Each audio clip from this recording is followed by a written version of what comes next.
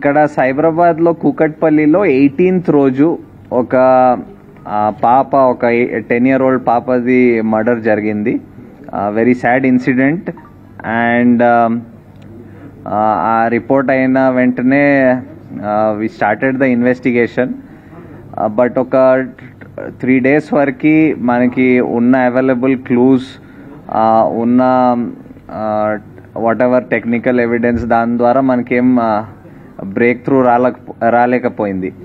So the investigation మళ్ళీ right from beginning చేస్తూ ఉంటూ వెళ్ళాం. ఏమైనా క్లూస్ వీఆర్ మిస్సింగ్ అవుట్ అది చూస్తూ ఉంటూ వెళ్తే నిన్న we got a breakthrough in that case. And ఆ కేసులో ఒక నేబరింగ్ ఇల్లులో ఉన్న ఒక 14-year-old అబ్బాయి, he was found to have committed ఆ మర్డర్ని. బేసికలీ ఆయన ఏం చేశాడంటే, వాళ్ళ ఇల్లు దగ్గర ఉంటుంది. సో వీళ్ళ టెర్రస్ నుంచి వాళ్ళ టెర్రస్ వరకు విదౌట్ ఎనీ ప్రాబ్లం వెళ్ళిపోవచ్చు, దూకి వెళ్ళిపోవచ్చు. సో ఆయన ప్రకారం ఆయన దూకేసి అక్కడ వెళ్ళి ఒక క్రికెట్ బ్యాట్, వాళ్ళ ఇంట్లో ఒక క్రికెట్ బ్యాట్ ఉంటుంది, ఆ క్రికెట్ బ్యాట్ దొంగతనం చేయడం అని, అది ఆయన దగ్గర పెట్టుకోవడం అని అనుకొని వెళ్ళాడు. సో అది వెళ్తప్పుడు అక్కడ అది బ్యాట్ తీసుకొని బయటకు వస్తప్పుడు ఆ పాప హ్యాస్ సీన్ హిమ్. చూసినాక వెంటనే అరిచింది.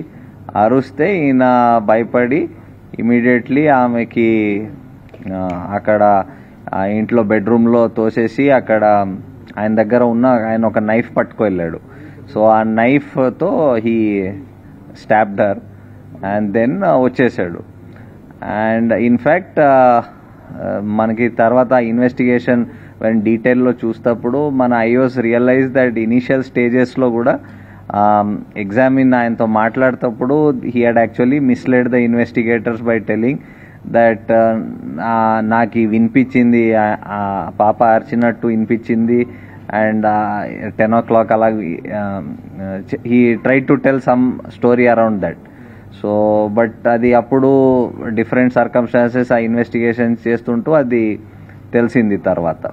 సో బేసికలీ ఆ కేసు మొత్తం డిటెక్ట్ అయింది, ద మర్డర్ వెపన్ కూడా రికవర్ అయింది. దాంతోపాటు కొన్ని అదర్ ఎవిడెన్స్, అదనపు ఎవిడెన్స్ కూడా మనకి దొరికింది.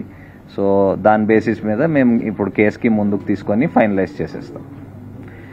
దీని గురించి ఎవరికైనా ఏమైనా క్వశ్చన్స్ ఉంటే విల్ టెల్. ఇంకొక కేసు మన ఖజానా జ్యువెల్ లేదు మనం ఎన్నిసార్లు అడిగినా మనీ గురించి. అరిస్తే అతను పరిగెత్తబోతే ఆ అమ్మాయి పరిగెత్తుకుంటూ వచ్చి చొక్కా పట్టుకుందాం, విచక్షణ రహితంగా పొడి చేశానని చెప్పాడు.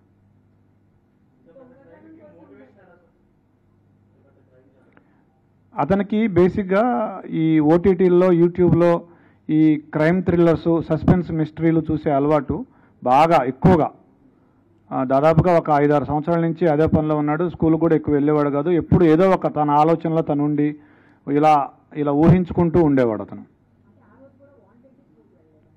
అతనికి స్కూలు ఎగ్గొట్టే అలవాటు ఉండేది. స్కూల్కి వెళ్లకుండా క్రికెట్ ఆడుకోవడం, ఈ ఓటీటీ చూడడం, యూట్యూబ్ చూడడం, ఈ మిస్టరీస్ చూడడం అలవాటు ఉండేది అతనికి.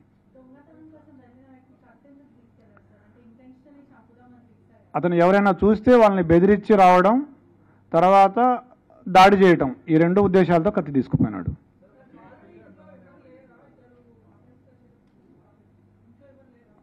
ఉన్నారు ఇంట్లో, వాళ్ళ నాన్నున్నాడు, వాళ్ళ సిస్టర్స్ ఉన్నారు, వాళ్ళ ఇంట్లో ఉన్నారు. వాళ్ళ మదర్ లేదు కానీ మిగతా వాళ్ళు ఉన్నారు.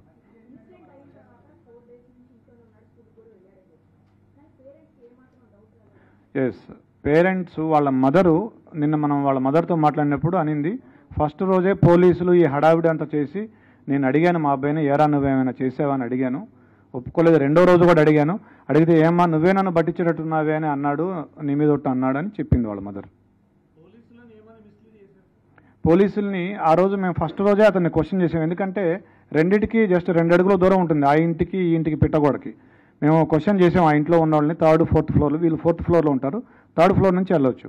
పోలీసులకి మాకేం చెప్పారంటే ఆ రోజు, నాకు 10:15 ఆ టయానికి డాడీ అని గట్టిగా అరుపులు వినిపించాయి అని చెప్పాడు.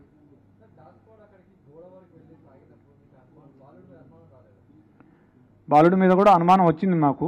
అయితే మేము ఒక లిస్ట్ ఆఫ్ సస్పెక్ట్స్ చేసుకున్నాము, దాని ప్రకారం చేసుకుంటూ వచ్చాము. నిన్న అతన్ని చేశాము. తర్వాత మాకు ఇంకొక క్లూ కూడా వచ్చింది. ఒక పిల్లాడు కూడా సమాచారం ఇచ్చాడు. ఇట్లా ఆ రోజు ఏ రోజైతే అఫెన్స్ జరిగిందో ఆ రోజు మార్నింగ్ 8:30 to 8:45 అతను ఆ గోడ దగ్గర, ఏదైతే గోడ దూకి వెళ్ళే అవకాశం ఉందో ఆ గోడ దగ్గర తచ్చాడాడు అతను చాలాసేపు, ఒక 15 minutes.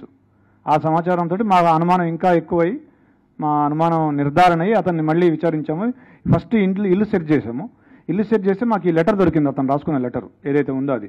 తర్వాత కత్తి కూడా దొరికింది. 3 కత్తులు ఉన్నాయి. ఏ కత్తి అంటే, సార్ నల్ల కత్తి, నల్ల పిడి ఉంటుంది, దానికి అంచు నల్లగా ఉంటుందని అతనే చెప్పాడు. ఆ కత్తి తీసుకొస్తే ఇదే అని చూపించాడు. బట్టలు ఏం చేశాడంటే అతను అఫెన్స్ చేయగానే ఆ కత్తి అక్కడే కడిగేసి గోడ దూకి మళ్ళీ ఇంట్లోకి వెళ్ళేటప్పుడు వాళ్ళ నాన్న సిస్టర్స్ ఉన్నారు, వాళ్ళు ఏమైనా చూస్తారేమో అని ఆరేసిన షర్ట్ తీసుకొని ఇట్లా అడ్డం పెట్టుకొని ఇంట్లోకి వెళ్ళి బాత్రూంలోకి వెళ్ళి స్నానం చేసి ఆ టీ-షర్టు ప్యాంటు 2 వాషింగ్ మెషిన్లో వేసాడు. But we found some slight blood on the clothes. We have called a special investigation team, forensic team. వాళ్ళు స్పెషల్ లైటింగ్, స్పెషల్ స్పెట్స్ వాడి they are able to found it. I also have seen it. Yes. అతనికి ఒక కుందేలు ఉండేది. ఆ రోజు ఆ కుందేలు కూడా చనిపోయింది. 11:30కి మేము టైం లేని కూడా తీసుకున్నాం అతని మీద అనుమానం వచ్చాక. అతను 11:30కి బయటికి వెళ్ళాడు ఇంట్లోంచి. 11:30కి ఆ కుందేలుని తీసుకొని డాక్టర్ దగ్గరికి వెళ్తే ఆ కుందేలు చనిపోయింది ఆ రోజు. ఆ స్టోరీ కూడా మాకు చెప్పాడు. 14 years. ఫింగర్ ప్రింట్స్ ఇంకా నిన్ననే జరిగింది. ఇంకా వీఆర్ మ్యాచింగ్ ఇట్. లేదు, మనకున్న సమాచారం మేరకు ఇంతవరకు అయితే ఏం లేదు. బట్ వాళ్ళ మదర్ చెప్పిన ఒక విషయం ఏంటంటే, అతను 2 months బ్యాక్ అతని దగ్గరికి ఒక ఫోన్ వచ్చింది, సెల్ ఫోను. మేము డబ్బులు ఇవ్వలేదు, ఇతనికి ఎక్కడిది సెల్ ఫోన్ అంటే నేను కొనుక్కున్నా అని చెప్తున్నాడు. డబ్బులు ఎక్కడ ఉంటే చెప్పలేదు. అది వాళ్ళ మదర్ చెప్పిన విషయమే. సో దీన్ని బట్టి మీరు ఏమైనా అనుకోవచ్చు.